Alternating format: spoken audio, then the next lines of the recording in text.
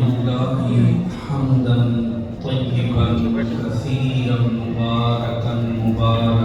مباركا والصلاة والسلام على نبيه أرسله إلى الناس بشيرا ونذيرا وداعيا إلى الله بإذنه وسراجا منيرا. أما بعد، أعوذ بالله من الشيطان الرجيم. بسم الله الرحمن الرحيم. فاذكروني أذكركم صدق الله العظيم. إن الله وملائكته يصلون على النبي يا أيها الذين آمنوا صلوا عليه وسلموا تسليما.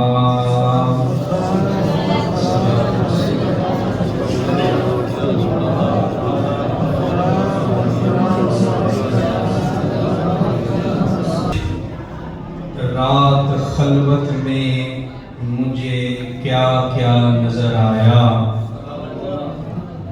نہ پوچھ رات خلوت میں مجھے کیا کیا نظر آیا.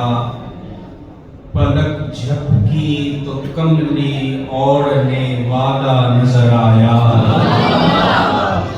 اور نگاہ ڈالی جب فہرست غلامان محمد میں، نگاہ ڈالی جب فہرست غلامان محمد میں، کوئی داتا نظر آیا تو کوئی خواجہ نظر آیا.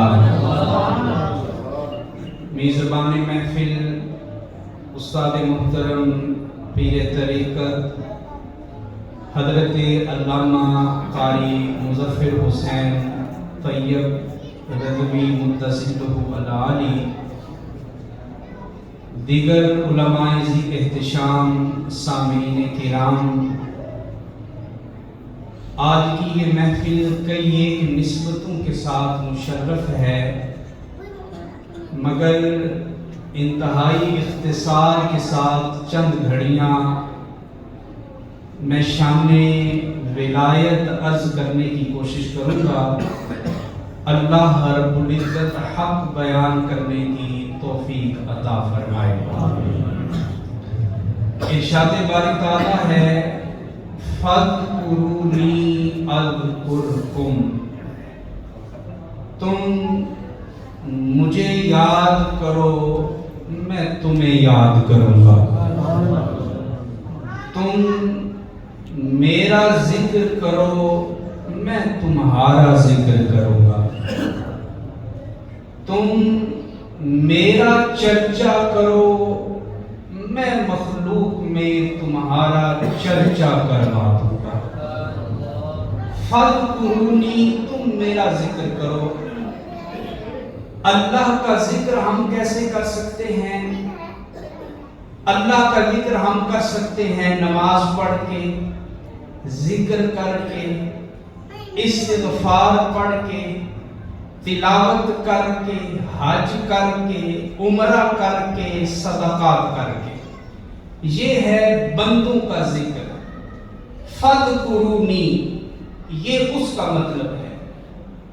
اب اذکرکم کا کیا مطلب ہے؟ یہ تو پتہ چل گیا کہ ہم نے اللہ کو کیسے یاد کرنا ہے. اب اذکرکم کا مطلب جاننا ہے کہ اللہ ہمیں کیسے یاد کرتا ہے. تو حضرات مفسرین کرام ارشاد فرماتے ہیں رب کو یاد کرنے کا مطلب یہ ہے کہ تم اپنی عبادت کے ساتھ رب کو یاد کرو. رب تمہیں رزق کے ساتھ یاد فرمانے والا ہے. رب تمہیں تندرستی کے ساتھ یاد فرمانے والا ہے. رب تمہیں اولاد کے ساتھ یاد فرمانے والا ہے. رب تمہیں نیک اعمال کی توفیق کے ساتھ یاد فرمانے والا ہے. رب تمہیں رزق حلال کی برکت کے ساتھ یاد فرمانے والا ہے. اور ہاں فَاذْكُرُونِي أَذْكُرْكُمْ، لوگوں تم اللہ کو یاد کے ساتھ وہ رب تمہیں یاد کرے گا اپنی جنتیں عطا فرما کے۔ فاذکرونی اذکرکم، تم مجھے یاد کرو میں تمہیں یاد کروں گا۔ آج جن مقدس ہستیوں کا اس سے مبارک ہے نا حضرات، یہ فاذکرونی اذکرکم کی عملی تفسیر ہے۔ یہ وہ ہستیاں ہیں کہ جنہوں نے اپنی زندگی میں رب کی ضربیں لگائی ہیں۔ آج رب نے اکناف عالم میں اپنے ان اولیاء کا ذکر جاری فرما دیا۔ فاذکرونی اذکرکم، اگر آپ اس کی تفسیر پڑھنا چاہتے ہیں، اگر آپ پڑھنا چاہتے ہیں اس کی تفسیر کیا ہے، تو میری دعوت ہے کہ آپ حضرت قاضی صاحب کی تفسیر مدری اٹھا کے پڑھیں، آپ امام راضی کی تفسیر کبیر اٹھا کے پڑھیں، آپ حضرت امام آلوسی کی روح المعانی اٹھا کے پڑھیں، آپ حضرت امام بیضاوی کی تفسیر بیضاوی اٹھا کے پڑھیں۔ اور اگر آپ عربی پڑھ نہیں سکتے، عربی سمجھ نہیں سکتے، مگر فاذکرونی اذکرکم کی تفسیر کو دیکھنا چاہتے ہیں، مشاہدہ کرنا چاہتے ہیں، تو حضرات میری دعوت ہے، اگر آپ اس کی تفسیر دیکھنا چاہتے ہیں تو اجمیر جا کے خواجہ معین الدین چشتی کے مینار کی رونقوں کو دیکھ لیں، سرہند جا کے حضرت مجدد پاک کی رونقوں کو دیکھ لیں، آپ پاک بدن جا کے حضرت خواجہ صاحب کی رونقوں کو دیکھ لیں، آپ بغداد جا کے حضرت غوث اعظم کی رونقوں کو دیکھ لیں، آپ حضرت داتا کی نگری میں حاضر ہوں، حضرت داتا گنج بخش کے مینار کی رونقوں کو دیکھ لیں۔ ارے یہ رونقیں کیوں لگی ہیں؟ یہ عاشقان کا ہجوم کیوں ہے؟ یہ فاذکرونی اذکرکم کی عملی تفسیر ہے۔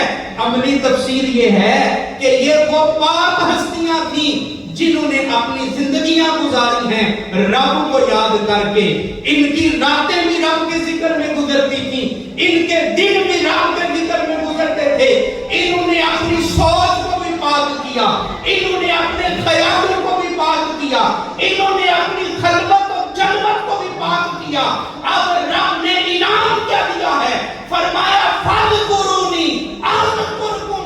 لوگوں جب تک ذاکر ہے ذکر ہوتا رہے گا، فاعل ہے فعل ہوتا رہے گا، اور قسم خدا رب کی ذات ہمیشہ کے لیے ہے، اور ان پاکان امت کا ذکر بھی قیامت کی صبح تک برابر ہوتا ہے۔ نعرہ تکبیر، نعرہ رسالت، نعرہ رسالت، نعرہ حیدری۔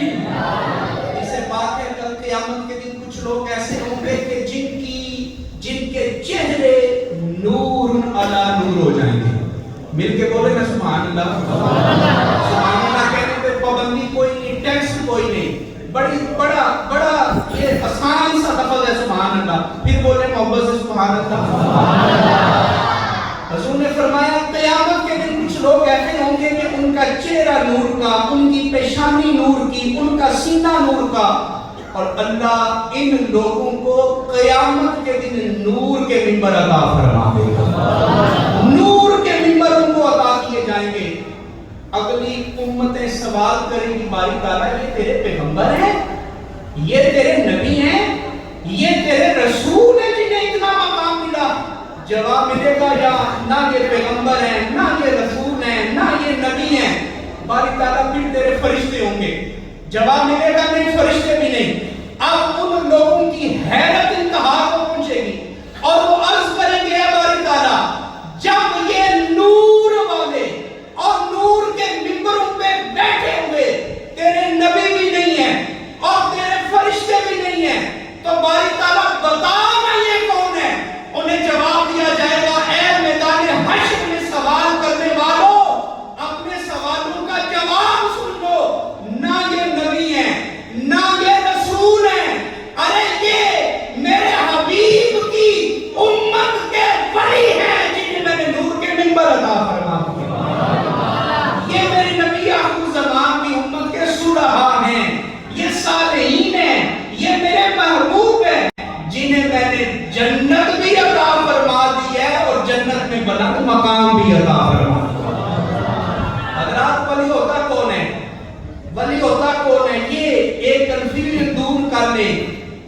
بڑے عقیدے لوگوں کے خراب ہو رہے ہیں، سوچیں خراب ہو رہی ہیں، عقیدے خراب ہو رہے ہیں. ولی کون ہوتا ہے؟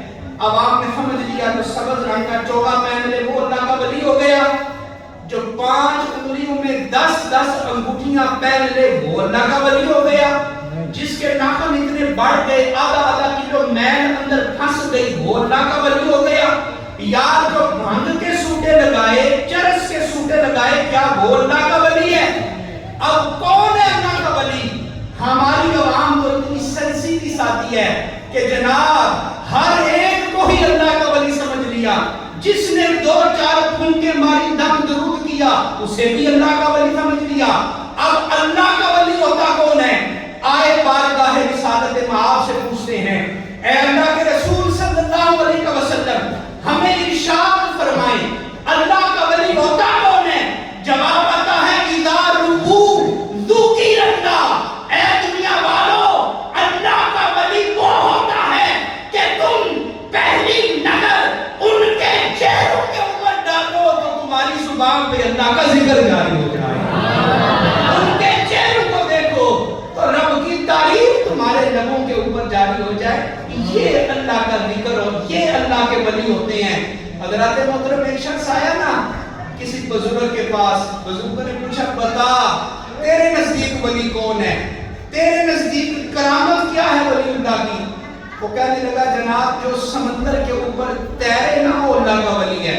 بزرگ کہنے لگے یہ کمال تو بطخ کو بھی حاصل ہے، یہ کمال تو مچھلی کو بھی حاصل ہے.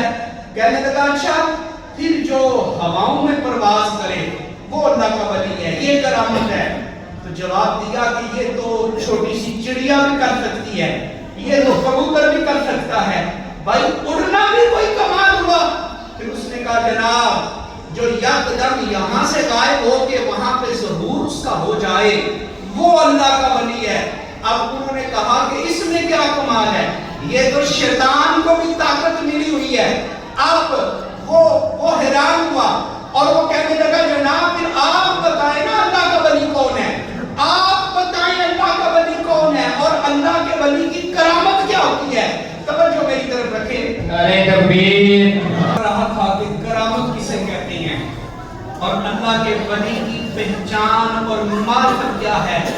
تو یاد رکھیں دریاؤں میں تیرنا کمال نہیں ہے، فضاؤں میں پرواز کرنا کمال نہیں ہے، آنے بعد میں یہاں سے غائب ہو کے دوسرے مقام سے ظاہر ہونا کمال نہیں ہے.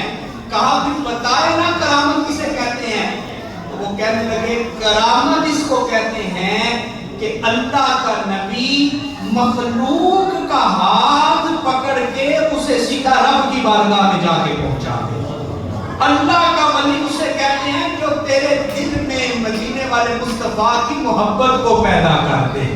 اللہ کا ولی اس کو کہتے ہیں جو تیری آنکھوں میں شرم و حیا پیدا کر دے.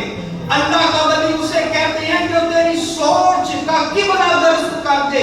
اور ہاں یاد رکھیں قسم خدا اللہ کا ولی وہ ہوتا ہے جو تیری خلوت کو بھی پاک کر دے، جو تیری جلوت کو بھی پاک کر دے. کہ ہم جن مقدس ہستیوں کا عرس منا رہے ہیں نا، اللہ نے یہ ساری صفات ان اولیاء اللہ کو عطا فرمائی تھی. اور حضرات محترم جتنا میرے پاس وقت ہے میں اس کی اختتام کی طرف آ رہا ہوں. حضرت علامہ منور صاحب فرما رہے تھے کہ آج کی محفل جو ہے یہ 6 نسبتوں کی آمد محفل ہے. کتنی نسبتیں ہیں جی؟ سارے بولیں کتنی نسبتیں؟ 6 نسبتیں ہیں. شخص کے ہاتھ محفل ہے اور ہم تو نسبتوں کو ماننے والے ہیں. ایک بھی نسبت مل جائے تو بگڑی بن جاتی ہے. اور ہم تو اس بات کو یقین رکھتے ہیں نسبت اچھی ہو جائے تو رب تیری قسمت اچھی فرما دیا کرتا ہے. نسبت اچھی تو قسمت اچھی.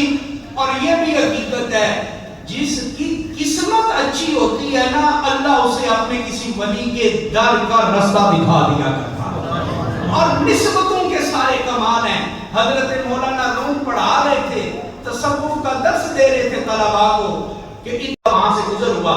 مولانا روم اپنے طلباء کو پڑھا رہے تھے موتو قبل ان تموتو، اے میرے طلباء مرنے سے پہلے مر جاؤ، مرنے سے پہلے مر جاؤ. توجہ کریں ذرا میرے ان جملوں کی طرف.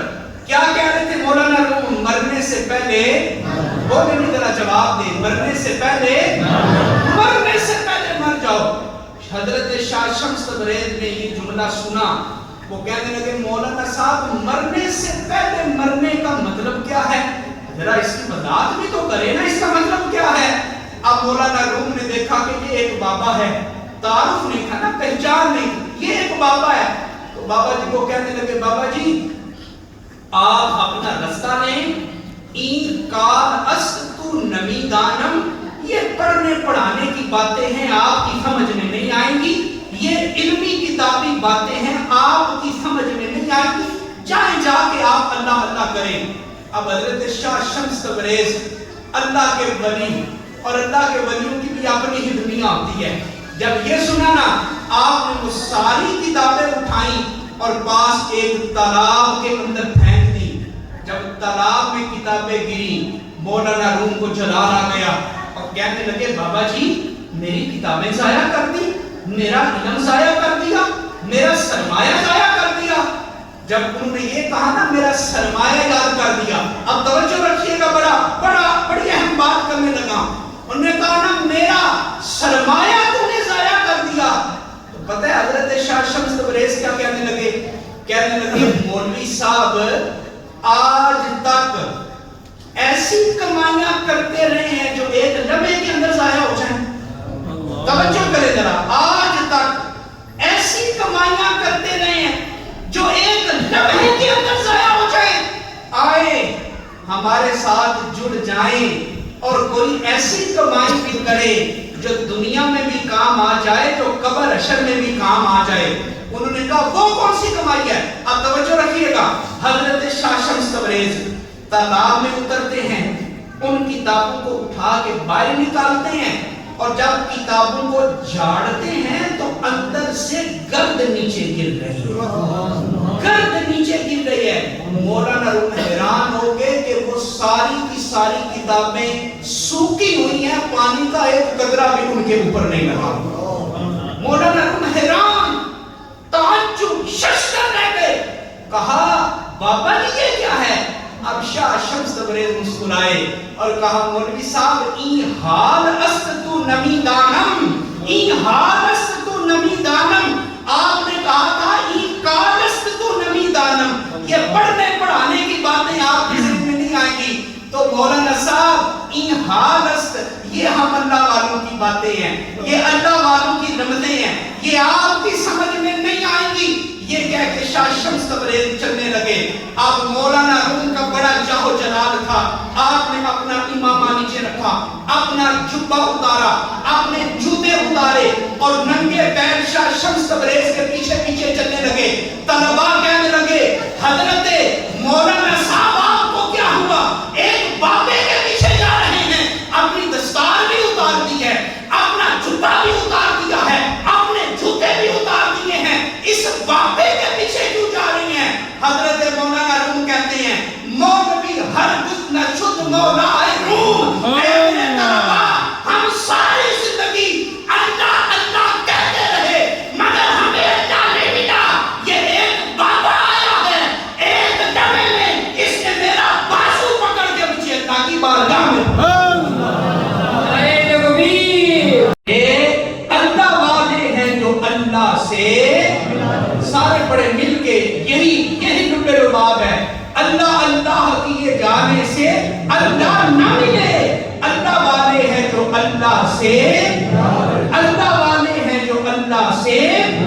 نکاح ولی نے یہ تاثیر دیکھی، بدلتی ہزاروں کی. آخری بات میں عرض کرنے لگا ہوں، حضرت غوث اعظم ان کی چونکہ نسبت سے محفل ہے، اور جب ہم قبلہ قاری صاحب کے پاس پڑھتے تھے یہ اس وقت سے ماہانہ 11ویں شریف کی محفل کروا رہے ہیں، اور یہ اسی کا فیض ہے نا، یہ اسی کی برکت ہے. یہ جو چمن میں بہار آئی ہے اور یہ جو رونقیں لگ گئی ہیں اور یہ جو دین کی آگیاری کا کام ہو رہا ہے، یہ اسی حضرت شیخ عبد القادر جیلانی کا فیض ہے. حضرت آخری بات عرض کر رہا ہوں، حضرت غوث اعظم آپ منبر کے اوپر بیٹھ کے وعظ فرما رہے ہیں، منبر کے اوپر بیٹھے ہوئے ہیں، واز فرما رہے ہیں. آپ کے سامنے آپ کے عقیدت مند مریدین محبین متوسلین سارے بیٹھے ہوئے ہیں. پہلی صف میں آپ کے خلیفہ حضرت علی بن حسنی ان کا نام ہے، وہ بھی بیٹھے ہوئے ہیں.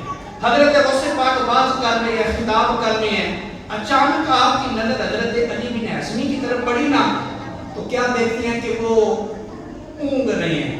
اور اونگنا کیا ہوتا ہے؟ بین النوم، یہ درمیانی کیفیت ہوتی ہے جاگنے اور سونے کے، درمیانی کیفیت ہوتی ہے. آپ نے دیکھا کہ میرا شاگرد میرا مرید سو رہا ہے، تو آپ نے کیا کیا؟ حضرت غوث اعظم منبر سے نیچے اترے اور اپنے مرید کے سامنے ہاتھ مانگ کے کھڑے ہو. ادھر دیکھیں میری طرف، توجہ کر کیجیے ذرا. ہاتھ مانگ کے کھڑے ہو گئے اپنے مرید کے سامنے. اب جتنے لوگ تھے وہ حیران کہ حضرت شیخ عبد القادر جیلانی بھائی مرید اپنے پیر کے سامنے ہاتھ باندھ کے کھڑا ہوتا ہے، شاگرد استاد کے سامنے ہاتھ باندھ کے کھڑا ہوتا ہے، فرما بردار اولاد اپنے ماں باپ کے سامنے ہاتھ باندھ کے کھڑی ہوتی ہے، غوث اعظم اپنے مرید کے سامنے ہاتھ باندھ کے کھڑے ہیں. مگر کسی نے کہا کچھ نہیں. اچانک حضرت علی بن حسنی کی آنکھ کھلتی ہے، دیکھتے ہیں کہ غوث پاک کھڑے ہیں ہاتھ باندھ کے. جلدی جلدی کھڑے ہو کے ہاتھ باندھ لیتے ہیں اور کہتے ہیں حضور آپ نے میرے سامنے ہاتھ باندھے. اب سارا مجمع بھی حیران، معاملہ کیا چل رہا ہے؟ حضرت غوث اعظم کہتے ہیں اے علی مجھے سچ سچ بتا، جب تیری آنکھ لگی ہوئی تھی تجھے میرے نانا کی زیارت ہو رہی تھی کہ نہیں ہو رہی تھی؟ جب تو سویا ہوا تھا تجھے مدینے والے مصطفیٰ کا دیدار ہو رہا تھا کہ نہیں ہو رہا تھا؟ اللہ اکبر. اب کیا وہ کیفیت پیدا ہوئی مجمع کے اوپر؟ مجمع کے رونگٹے کھڑے ہو گئے کہ اللہ نے غوث پاک کو اتنی شان دی ہے کہ آپ کا مرید جو کیفیت سوتے ہوئے دیکھ رہا ہے، غوث اعظم وہ کیفیت جاگتے ہوئے ہونا چاہتا ہے. اس نے کہا حضور جی مجھے حضور کی زیارت ہوئی ہے. اب غوث پاک نے کہا میرے منبر پہ بیٹھ اور بتا لوگوں کو کیا کہہ کے گئی ہے. علی بن حسنی منبر پہ بیٹھے اور کہا لوگوں مجھے حضور کہہ کے گئے ہیں کہ مجھے اپنے بیٹے عبد القادر سے بڑا پیار ہے. اگر تم چاہتے ہو کہ میں تم سے پیار کروں تو میرے بیٹے عبد القادر کی سنت میں آ جاؤ. نعرہ تکبیر. خصوصی حضرت جانشین نواز قوم آپ کی تشریف آوری ہو چکی ہے، اور جب امام آ جائے تو پھر اپنی گفتگو کو ختم کرنا ہی بنتا ہے. میں انہی الفاظ کے ساتھ اپنی گفتگو ختم کر رہا ہوں کہ یہ نسبتوں کے سلسلے مضبوط کریں، اور جو صحیح معنوں میں اللہ اور اللہ کے رسول صلی اللہ علیہ وسلم کے دین کی خدمت کرنے والے ہیں ان کے ساتھ اپنا تعلق مضبوط کریں. اور بالخصوص یہ ادارہ جہاں حفظ قرآن کی کلاسز بھی جاری ہے اور حضرت قبلہ قاری صاحب کے صاحبزادگان وہ بڑی محنت اور جفا کشی سے دین متین کی خدمت کا سلسلہ سر انجام دے رہے ہیں. آپ تعاون کریں اور اپنے عزیز بچوں کو یہاں داخل کروائیں. یہ صدقہ جاریہ ہے، دنیا میں بھی اور آخرت کے اندر بھی. اللہ رب العزت آج کی اس محفل کا لمحہ لمحہ اپنی بارگاہ میں قبول فرمائے. آمین. وآخر دعوانا الحمد